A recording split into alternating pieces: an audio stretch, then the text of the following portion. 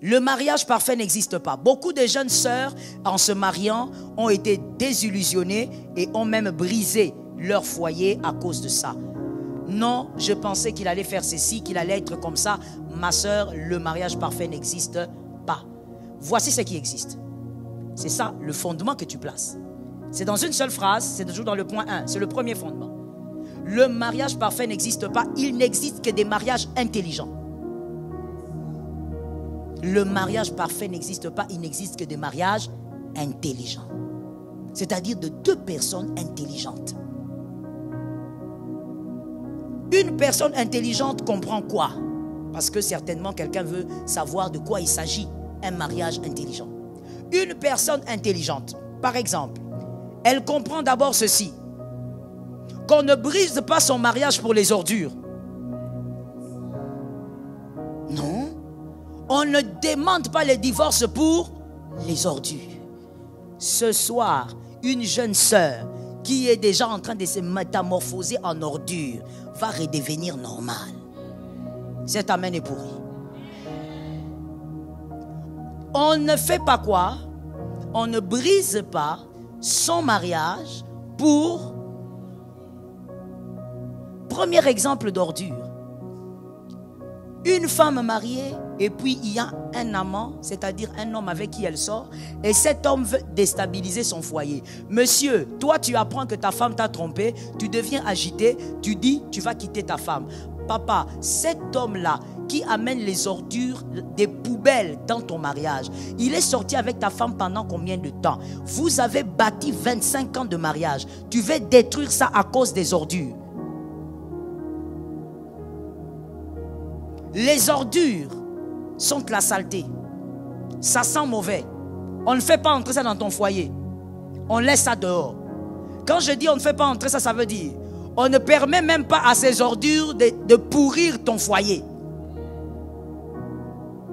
2 personnes ont entendu. 3 personnes ont entendu.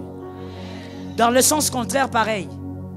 Madame, tu veux divorcer de ton homme à cause d'une histoire, à cause d'une fille. Tu as appris. Ce que tu as appris, ce sont des ordures. On ne claque pas une vie qu'on a bâtie à cause. Je n'ai pas aimé cet amen, donne-moi un amen. Tu donnes un amen que les démons qui sont dans les parages s'éloignent de toi. L'amen là, ma soeur, va te préserver dans l'avenir. Lorsqu'on se marie, on est à 2. Le cœur de l'autre, on ne maîtrise pas. Et puis comme je te disais, un cœur peut aussi évoluer. On ne sait pas ce que ton mari va devenir après 20 ans, après 25 ans. C'est l'amen d'aujourd'hui qui doit te délivrer demain. Alors écoute les principes et place ce fondement-là. Toi qui es marié, c'est pourquoi on avait dit cette fois-ci sont les mariés. Toi qui es marié, tu prends ce que je dis là, tu places ça en dessous de ton mariage. On ne quitte pas son foyer à cause des ordures. Les ordures sentent mauvais. Les ordures, leur place c'est la poubelle. Toi tu es dans ton foyer, tu as bâti une histoire. Ce qu'on bâtit, on ne le renie pas à cause. Si ton mari voulait bâtir quelque chose, il allait venir te dire, écoute, je te quitte, je vais bâtir une histoire avec Juliette, avec Agnette, avec Caroline. Oui, il y a tous les noms là. Je sens qu'il y a des filles qui sont mal à l'aise maintenant là. Tu seras très mal à l'aise, ma soeur. Il faut sortir des ordures. Si toi-même tu sens qu'on t'utilise comme ordure, il faut sortir. Ce qui amène la puanteur dans le foyer. Je dis il y en a plusieurs, mais je parle d'abord de ça, parce que sinon je n'aurai pas le temps. L'infidélité, que ce soit de l'homme, de la femme. Mon frère, calme-toi d'abord. Je sais que les hommes n'aiment pas cet enseignement. Calme-toi d'abord. On vient te raconter ta femme a été infidèle, voici les preuves. Calme-toi d'abord.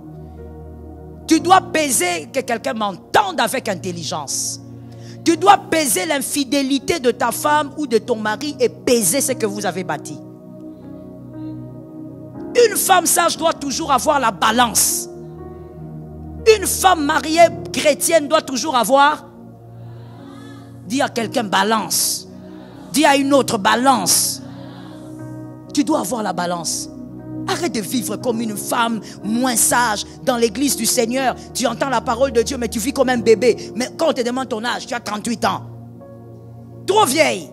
À ton âge, ta maman avait déjà des petits-enfants.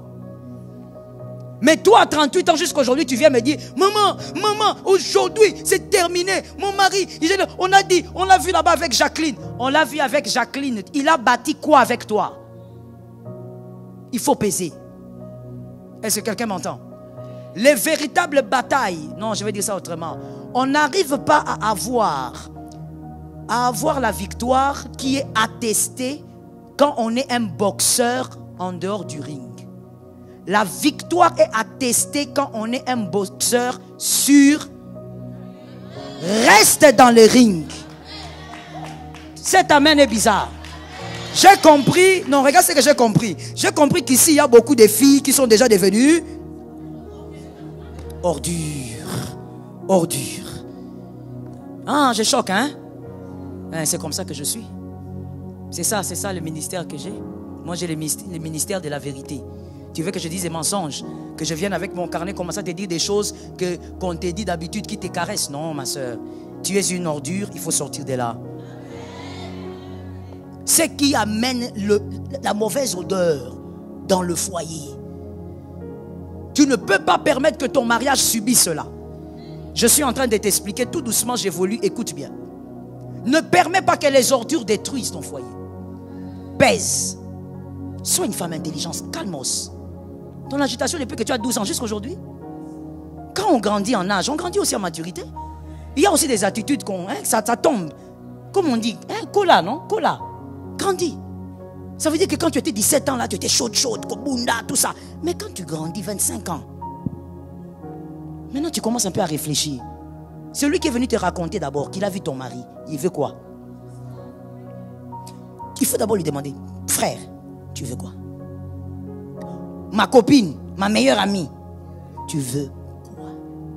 Bon, maintenant quand tu l'as vu là, tu veux toi quoi? Tu es venu pour détruire mon cœur. Tu ne vas dire à personne cette affaire-là, la personne va dire oui, j'acclame. Tu es venu me parler pour me détruire. Alors commence d'abord par éliminer les gens qui veulent détruire ton cœur. Pas d'ordure dans ton mariage. Pas d'ordure. Regarde comment les femmes moins sages, que tu aies 15 ans, que tu aies 25, que tu aies 70 ans, quand tu es une femme insensée, tu es insensée. Ce n'est pas une affaire d'âge. Regarde comment elle se comporte. Non, il exagère son infidélité. Allez, qu'ici. Bon, tu crois que c'est quand tu dis ça, que tu le confesses, que tu as changé quelque chose. J'ai l'habitude de dire aux femmes et aux hommes qui malheureusement subissent ce genre de choses. Dans la vie, il faut savoir ce qu'on veut. Si tu veux te battre, alors porte les armes pour te battre.